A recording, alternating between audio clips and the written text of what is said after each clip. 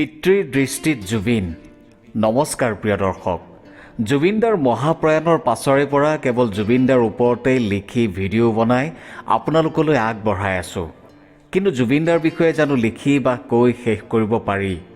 এখন সমুদ্ৰৰ গভীৰতা জানো কেইটামান লেখাৰে জুখিব পাৰি? জুবিনদাৰ বিষয়ে এতিয়াও বহু কথা আছে যি আমি নাজানো বা আমি এতিয়াহে লাহে লাহে জানিব পাৰিছোঁ। জুবিনদাই এনেকুৱা আছিল, জুবিনদাই এনেকুৱা কামো কৰিছিল নেকি? জুবিনদাই সদায় আনক সহায় কৰি ভাল পাইছিল। জুবিনদাই কাকো ভয় কৰা নাছিল। জুবিনদাই এজন চিধা মানুহ, কাকো খাতিৰ নকৰা মানুহ ইত্যাদি। জুবিনদাৰ ওপৰত বিভিন্নজনে বিভিন্ন ধৰণে লিখিছে। আমি জানিছোঁ, পঢ়িছোঁ, শুনিছোঁ। এইখিনিতে মই ভাবোঁ আমি এখন কিতাপ নিশ্চয় পঢ়াটো অতি প্ৰয়োজন, আৰু সেইখন কিতাপৰ নাম হৈছে পিতৃৰ দৃষ্টিত জুবিন। এতিয়া আজিৰ ভিডিঅ'টোত মই এই কিতাপখন কিয় হাতত তুলি ল'লোঁ? এই কিতাপখন মই ইতিমধ্যে কেইবাবাৰো পঢ়িছোঁ। এই কিতাপখনৰ জৰিয়তে আপুনি জুবিনদাৰ বিষয়ে বহু কথাই জানিব পাৰিব। জুবিনদাই কি কি গুণ কেনেকৈ আয়ত্ত কৰিলে, তেওঁৰ জীৱনৰ দৰ্শন কি আছিল, তেওঁ কি আছিল, জীৱনত কি কি সংঘাত কেনেকৈ আহিছিল, তাৰ লগত কেনেকৈ মোকাবিলা কৰিছিল, তেওঁ নিজক ক'ৰ পৰা কেনেকৈ সলনি কৰিলে ইত্যাদি। এইখন এখন এনে কিতাপ য'ত নিজৰ পিতৃয়ে নিজৰ পুত্ৰৰ বিষয়ে লিখিছে। এয়া বিশ্বৰ সাহিত্যৰ ইতিহাসত অতি বিৰল ঘটনা। এগৰাকী পিতৃয়ে নিজৰ পুত্ৰৰ জীৱনী লিখা ঘটনা। মই এই কিতাপখন যিসকলে এতিয়াও পঢ়া নাই বা কোনো বিশেষ ব্যস্ততাৰ বাবে হয়তো সময়ো উলিয়াব পৰা নাই, তেওঁলোকৰ সুবিধাৰ্থে পাঠ কৰিব বিচাৰিছোঁ। এই চেগতে মই আমাৰ চেনেলৰ তৰফৰ পৰা এনে এক অপূৰ্ব সৃষ্টিকৰ্তা অৰ্থাৎ এখন কালজয়ী কিতাপৰ লিখক আমাৰ হিয়াৰ আমঠু, আমাৰ ঈশ্বৰ পুত্ৰ, আমাৰ ভগৱান জুবিনদাৰ পিতৃ অতি শ্ৰদ্ধাৰ শ্ৰী কপিল ঠাকুৰ দেৱলৈ অশেষ ধন্যবাদ জ্ঞাপন কৰিছোঁ। মই এই কিতাপখনৰ লিখনি খণ্ড আকাৰে আপোনালোকলৈ আগবঢ়াম। আশা কৰোঁ আপোনালোকে আঁকোৱালি ল'ব। আহক এতিয়া আমি কিতাপখনৰ মাজলৈ আগবাঢ়োঁ।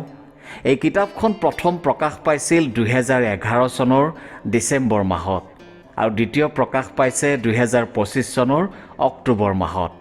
লিখকে কিতাপখন তেওঁৰ সন্তান সন্ততি আৰু সকলো শুভাকাংক্ষীলৈ সন্মান আৰু সাদৰেৰে উৎসৰ্গা কৰিছে। পাতনি। শ্ৰদ্ধেয় পাঠকলৈ অনুৰোধ। নিশ্চয় চিন্তাত পৰিলোঁ। ক'ৰ পৰা আৰম্ভ কৰিম, কেনেকৈ আৰম্ভ কৰিম? পিতৃয়ে পুত্ৰৰ জীৱনী লিখাৰ অভিনৱ কথা এই প্ৰথম শুনিলোঁ। পুত্ৰই পিতৃৰ গ্ৰন্থ উন্মোচন কৰাও প্ৰথম শুনি অবাক হৈছিলোঁ। এই লিখকৰ নতুন কবিতা পুথি কল্পতৰু বৰ্ণমালা জুবিনে উন্মোচন কৰিছিল 2009 চনৰ 6 ডিচেম্বৰত গুৱাহাটী প্ৰেছ ক্লাবত।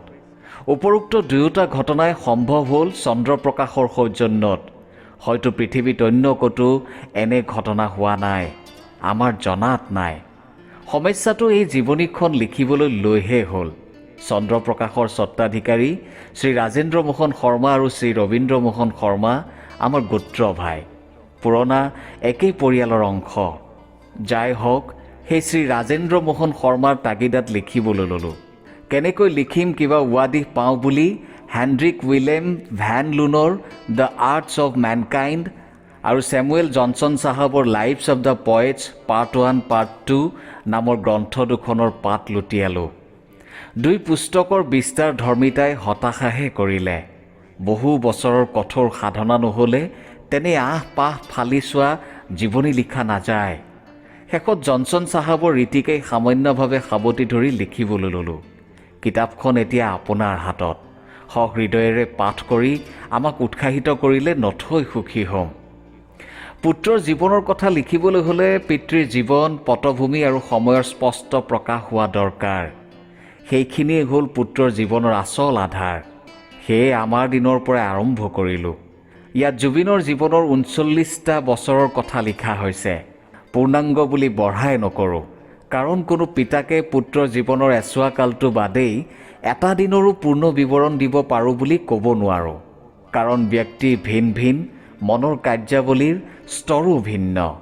হৃদয় আৰু চিন্তাৰ গভীৰতা সৰ্বক্ষণে বোধগম্য নহয়। আৰু এটা সমস্যাই দেখা দিয়ে, সি হৈছে লিখক কিমান দূৰ অবজেক্টিভ হ'ব পাৰে। তেনে কথাত ছাবজেক্টিভ হোৱাটো সমীচীন বুলি ধৰা যায়। ইয়াৰ মান স্থান কাল সময়ে এক কৰি নাৰাখে। যাই হওক, সহৃদয় পাঠকে নিজেই উপলব্ধি কৰিব। সদৌশেষত মোৰ আন্তৰিক ধন্যবাদ চন্দ্ৰপ্ৰকাশ আৰু তাৰ সদৌতি কৰ্মচাৰীলৈ থাকিল, যাৰ সহায়ৰ হাত নোহোৱা হ'লে এই কিতাপে দিনৰ পোহৰ নেদেখিলেহেঁতেন। আৰু চন্দ্ৰপ্ৰকাশৰ দ্বাৰাই প্ৰকাশিত শ্ৰী মণ্টু শইকীয়া সম্পাদিত জুবিনৰ অভিনৱ জীৱনী জুবিন গাৰ্গ জীৱনৰ পৰা গানলৈ গ্ৰন্থখনৰ পৰা প্ৰয়োজনত একাধিক তথ্য আৰু বৰ্ণনা উদ্ধৃত কৰিছোঁ। মোৰ পুত্ৰসম মণ্টু শইকীয়ালৈ মোৰ ধন্যবাদ আৰু শুভেচ্ছা অশেষ। আপোনাৰ আৰু বেছি সময় নষ্ট নকৰোঁ। ধন্যবাদেৰে কপিল ঠাকুৰ। আগলি বতৰা, অনিশ্চিত যাত্ৰাৰ। আৰ্থসামাজিক দৃষ্টিত মই এক বিপন্ন পৰিয়ালৰ প্ৰথম পুত্ৰ। মোৰ ওপৰত বাইদেউ আছে, শ্ৰীমতী ৰেণু শৰ্মা, কুমাৰ নিচিগা, ডিব্ৰুগড়, গায়িকা অভিনেত্ৰী।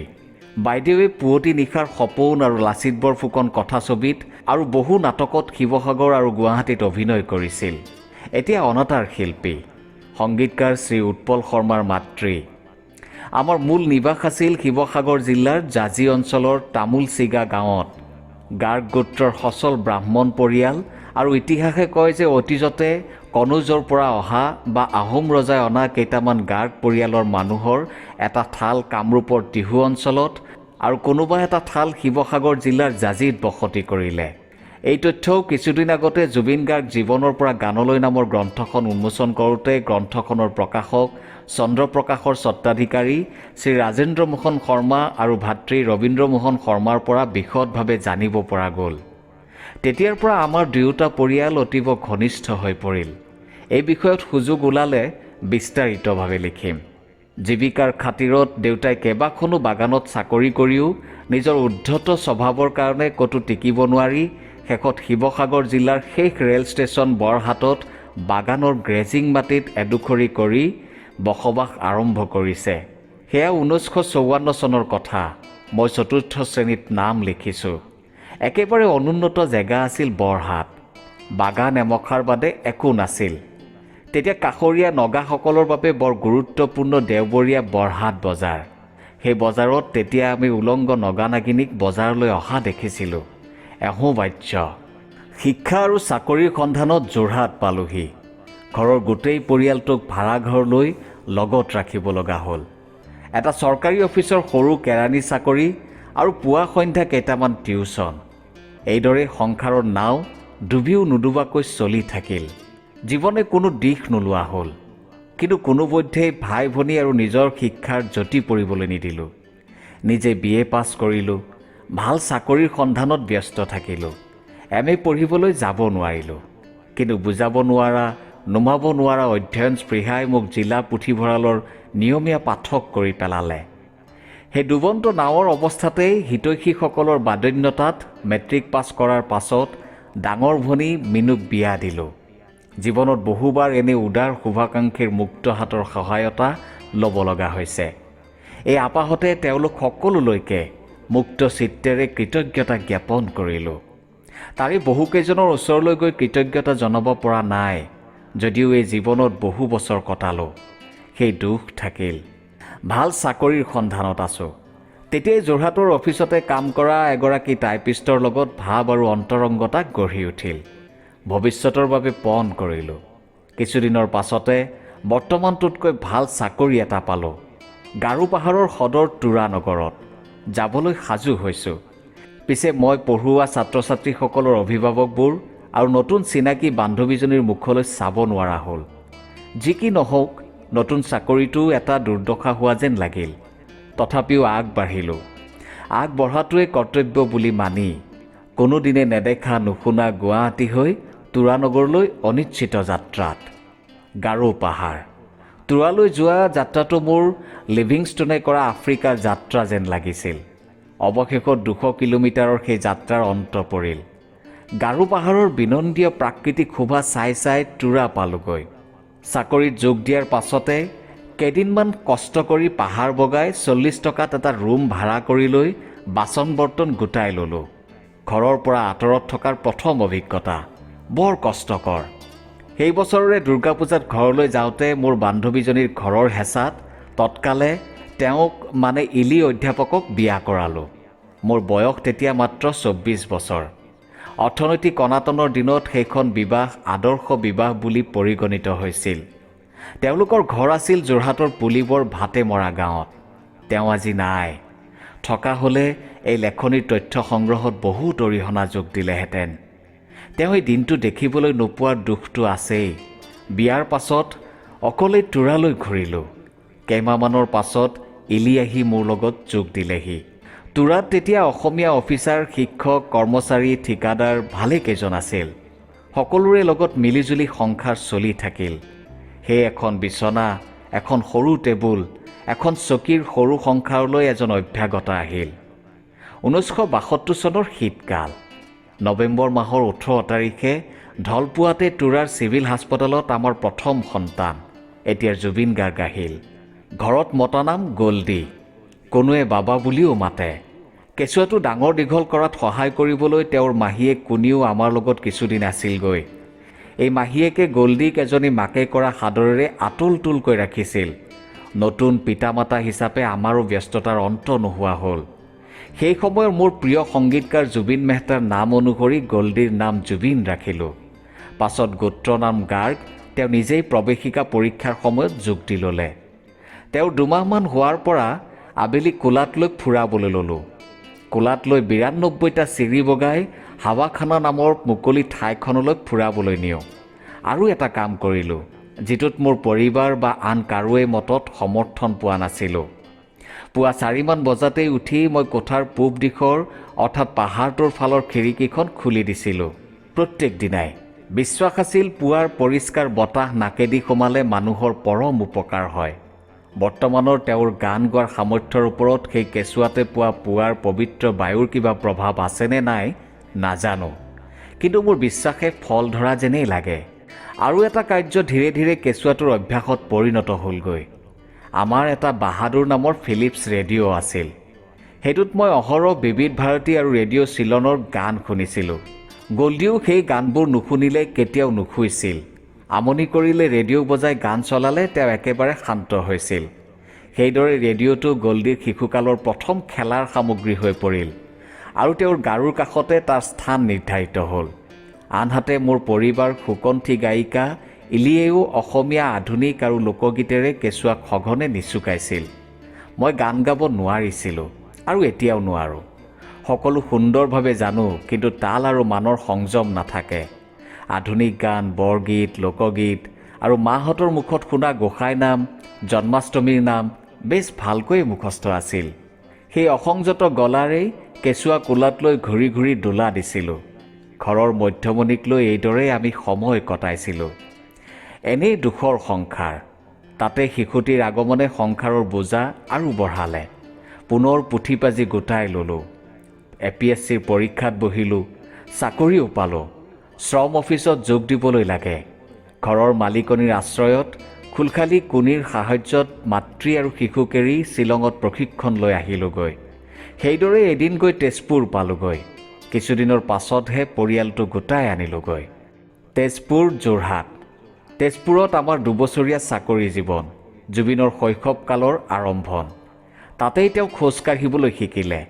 ওচৰ চুবুৰীয়াসকলৰ বৰ প্ৰিয় পাত্ৰ হৈ উঠিল। পিছে তেজপুৰত বেছিদিন থকা নহ'ল। বদলিৰ চাকৰি হোৱাৰ বাবে যোৰহাটলৈ বদলি হৈ আহিলোঁ। যোৰহাটৰ ঘৰ এখন আছিলে যদিও ভাড়াঘৰত কিছুদিন সেইদৰে থকাৰ পাছত পৰিয়ালটো ডাঙৰ হোৱাৰ হেতুকে মা দেউতাহঁত বৰহাটৰ পুৰণি ঘৰলৈ গুচি গ'লগৈ।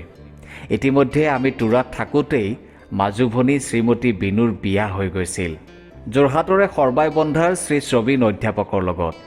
যোৰহাটত আত্মীয় সকলো মানুহ থকাৰ হেতুকে থাকিবলৈ ভাল লাগিছিল। তাতে আগৰ বন্ধুবোৰো পাইছিলোঁ। শহুৰৰ ঘৰখনৰ পৰা বিশেষ সহায় পাইছিলোঁ। জুবিন তেতিয়া 5 বছৰীয়া হ'ল। চিনামৰাৰ ইংলিছ মিডিয়ামৰ স্কুল কাৰ্মেলত নাম লগাই দিলোঁ। শিশু শ্ৰেণীত সিহঁতৰ গাড়ীখনে চোলাধৰাৰ আলিমূৰৰ পৰা পুৱা লৈ যায় আৰু দুপৰীয়া থৈ যায়হি। দুপৰীয়া মাকে আনেগৈ। প্ৰথম দিনাই এটা সামান্য যদিও আমাৰ কাৰণে এটা ডাঙৰ ব্যতিক্ৰম ঘটিল। যাওঁতে ঠিকেই গ'ল, কিন্তু আহোঁতে ঘূৰি নাহিল। বাছখনে অন্য ল'ৰা ছোৱালীবোৰ নমাই দি গ'ল, কিন্তু জুবিন নাহিল। ইলিয়ে মোৰ অফিচলৈ খবৰ পঠালে। মই চাইকেল মাৰি কাৰ্মেল স্কুল পালোগৈ। দূৰৰ পৰাই দেখিলোঁ ল'ৰাই পাৰ্কৰ চুইংখনত দোলা দি আছে। চাইকেলত বহুৱাই ল'ৰা আনি ঘৰত থলতহে শান্তি আহিছে, মানে ইলিৰ শান্তি আহিছে। এনে বহুত সৰু সুৰা নিৰ্দোষ ঘটনা আছে যিবোৰৰ দ্বাৰা জুবিন বৰ দুষ্ট ল'ৰা বুলি খ্যাত হৈছিল। মাকে তেওঁক চকুৱে চকুৱে চাই থাকিব লগা হৈছিল। এনেতে মোৰ আকৌ বদলিৰ পাল পৰিল। আগতে পৰীক্ষা দি থৈছিলোঁ, এতিয়া চাকৰি আহিল কৰিমগঞ্জলৈ মাটিৰ হাকিম হিচাপে, যাক এতিয়া চাৰ্কল অফিচাৰ বুলি কয়। কিমান দিন তাত থাকিব লাগে তাৰ ঠিকনা নোহোৱাৰ কাৰণে পৰিয়ালটো লৈ গ'লোঁ। হয়তো ভালেই কৰিলোঁ, কাৰণ তাত মই 8 বছৰ থাকিবলগীয়া হ'ল। কাছাৰ জিলাখন আমাৰ সবৰে কাৰণে বিদেশ বিভূঁই আছিল। প্ৰকৃততে হয়ও, সহজে তালৈ কোনো অফিচাৰ যাবলৈ নিবিচাৰে। গ'লেও ঘূৰাই আনিব লাগে বুলি চৰকাৰে পাহৰি থাকে। অসমীয়া বসতি কেইখনমান আঙুলি মূৰত লেখা গাঁও কৰিমগঞ্জ, হাইলাকান্দি আৰু শিলচৰত আছে। মানৰ দিনৰ ভগনীয়া। পাছলৈ তাৰেই এখন গাঁৱৰ পটভূমিত এই লেখকে অন্তৰ্মুখী যাত্ৰা নামৰ উপন্যাসখন লিখিছিলোঁ। যাই হওক, কাৰ্মেল স্কুলৰ পৰা জুবিনৰ চাৰ্টিফিকেট উলিওৱা হ'ল। আমি আকৌ এখন নেদেখা জেগালৈ যাবলৈ ওলালোঁ। তোৰাৰ দৰে য'ত চিনাকি বুলিবলৈ কোনো নাছিল। দূৰণিবতীয়া পথ, আমি দুয়ো নতুন সংসাৰী, লগত এটা শিশু। ভয় শংকা যথেষ্ট হৈছিল। ভগৱন্তৰ নাম লৈ আমি ওলাইছিলোঁ। যোৰহাট, মৰিয়নি আৰু লামডিঙৰ পৰা এনিশাৰ যাত্ৰাৰে গৈ কৰিমগঞ্জ মহকুমা। তেতিয়া কাছাৰ জিলা 3খন জিলালৈ বিভক্ত হোৱা নাছিল। সমগ্ৰ কাছাৰ জিলাৰ সদৰ আছিল শিলচৰ।